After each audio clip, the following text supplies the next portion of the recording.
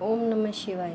सप्त ऋषियों के समझाने तथा मेरु आदि के कहने से पत्नी सहित हिमवान का शिव के साथ अपनी पुत्री के विवाह का निश्चय करना तथा सप्त ऋषियों का शिव के पास जा उन्हें सब बात बताकर अपने धाम को जाना। ब्रह्मा जी कहते हैं, नारद, तदंतर वशिष्ठ ने प्राचीन काल में राजा अरण्य के द्वारा अपनी कन्या पद्मा का पिप्लाद के साथ विवाह करने की तथा धर्म के वरदान से पिप्लाद के तरुण अवस्था, रूप, गुण, सदा स्थिर रहने वाले यौवन, कुबेर और इंद्र से भी बढ़कर धन, ऐश्वर्य, भक्ति, बुद्धि एवं समता प्राप्त करने की तथा पद्मा के स्थिर यौवन कहने से पत्नी सहित हिमवान का निश्चय करना तथा सप्त ऋषियों का बताकर अपने सौभाग्य संपत्ति एवं भर्ता के द्वारा परम गुणवान 10 पुत्रों के प्राप्त करने की कथा सुनाकर कहा, शैलेंद्र, तुम मेरे कथन के सार तत्व को समझकर अपनी पुत्री पार्वती का हाथ में महादेव जी के हाथ में दे दो और मैना सहित तुम्हारे मन में जो क्रोश है उसे त्याग दो। आज से 1 सप्ताह व्यतीत होने पर अत्यंत शुभ और दुर्लभ मुहूर्त आने वाला है। उस समय चंद्रमा लग्न के स्वामी होकर अपने पुत्र बुध के साथ लग्न में ही स्थित होंगे।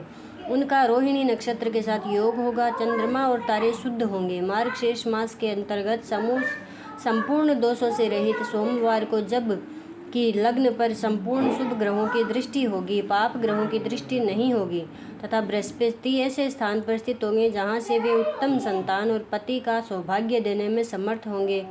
ऐसे मुहूर्त में तुम अपनी कन्या मूल प्रकृति ईश्वरी जगदम्बा पार्वती को जगत पिता भगवान शिव के हाथ में देकर कृतार्थ हो जाओ। ऐसा कहकर ज्ञान शिरोमणि मुनि व वशिष्ठ नाना प्रकार की लीला करने वाले भगवान शिव का स्मरण करके चुप हो गए। वशिष्ठ जी की बात सुनकर सेवकों और पत्नी सहित गिरिराज हिमालय बड़े विस्मय हुए और दूसरे पर्वतों से बोले। हिमालय ने कहा, गिरिराज, मेरु, साह्य, गंधमादन, मंदराचल, मैनाके और विंध्याचल आदि पर्वत स्वरूप आदि आप सब लोग अपने मेरी बात सुने। वशिष्ठ जी ऐसी बात कह रहे हैं, अब मुझे क्या करना चाहिए, इस बात का विचार करना है। आप लोग अपने मन से विचार करना। आप लोग अपने मन से सब बातों का निर्णय करके जैसा ठीक समझे वैसा करें। हिमाचल की यह बात सुनकर सुमेरु आदि पर्वत भली भांति निर्णय करके प्रसन्नता पूर्वक बोले। पर्वतों ने कहा, महाभाग, इस समय विचार करने से क्या लाभ।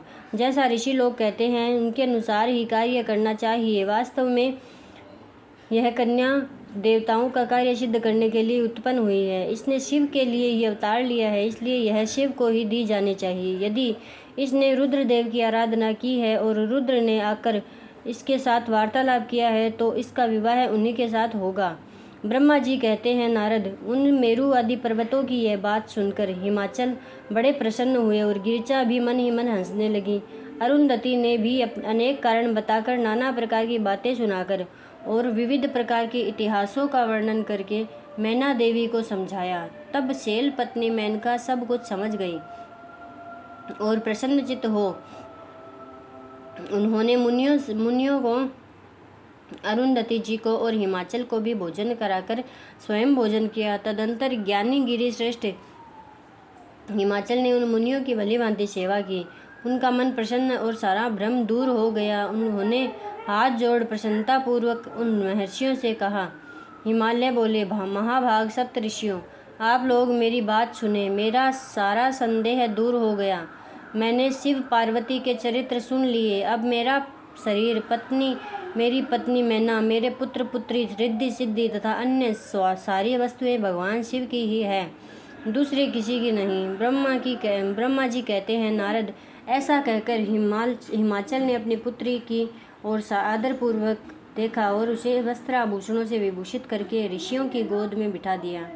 तत्पश्चात वे शैलराज पुनः प्रसन्न हो उन ऋषियों से बोले, यह भगवान रुद्र का भाग है, इसे मैं उन्हीं को दूंगा। ऐसा निश्चय कर लिया। ऋषि बोले, गिरिराज, भगवान शंकर तुम्हारे याचक है, तुम स्वयं उनके दाता हो और पार्वती देवी भिक्षा है।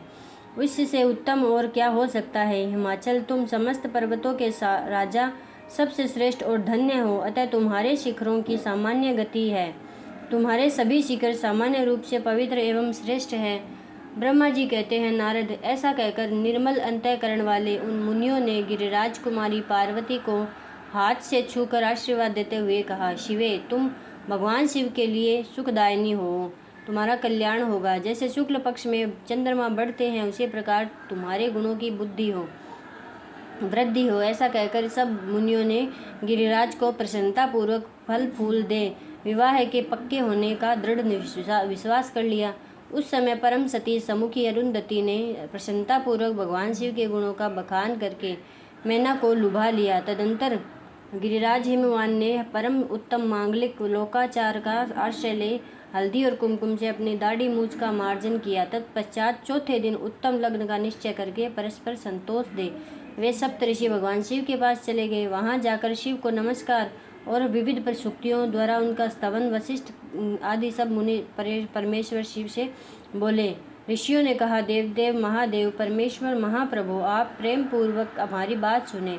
आपके इन सेवकों ने जो कार्य किया है उसे जान ले। महेश्वर, हमने नाना प्रकार के सुंदर वचन और इतिहास सुनाकर गिरिराज और मैना को समझा दिया है। गिरिराज ने आपके लिए पार्वती का वाग्दान कर दिया है, अब इसमें कोई नूनच नहीं है।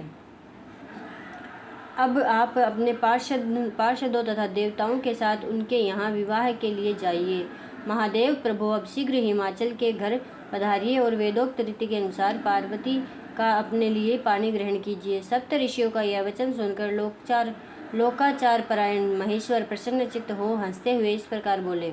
महेश्वर ने कहा, महाभाग सप्त ऋषियों, विवाह को तो मैंने न कभी देखा है और न सुना ही है। तुम लोगों ने पहले जैसा देखा हो उसके अनुसार विवाह की विशेष विधि का वर्णन करो। महेश्वर के उस लौकिक शुभ वचन को सुनकर वे ऋषि हंसते हुए देवादिदेव भगवान सदाशिव से बोले। ऋषियों ने कहा, प्रभु, आप पहले तो भगवान विष्णु को विशेषतः उनके पार्षदों सहित शीघ्र बुला ले, फिर पुत्रों सहित ब्रह्मा जी को, देवराज इंद्र, समस्त ऋषि, यक्ष, गंधर्व, किन्नर, सिद्ध, विद्याधर, अप्सरा प्रसन्नता पूर्वक आमंत्रित करें।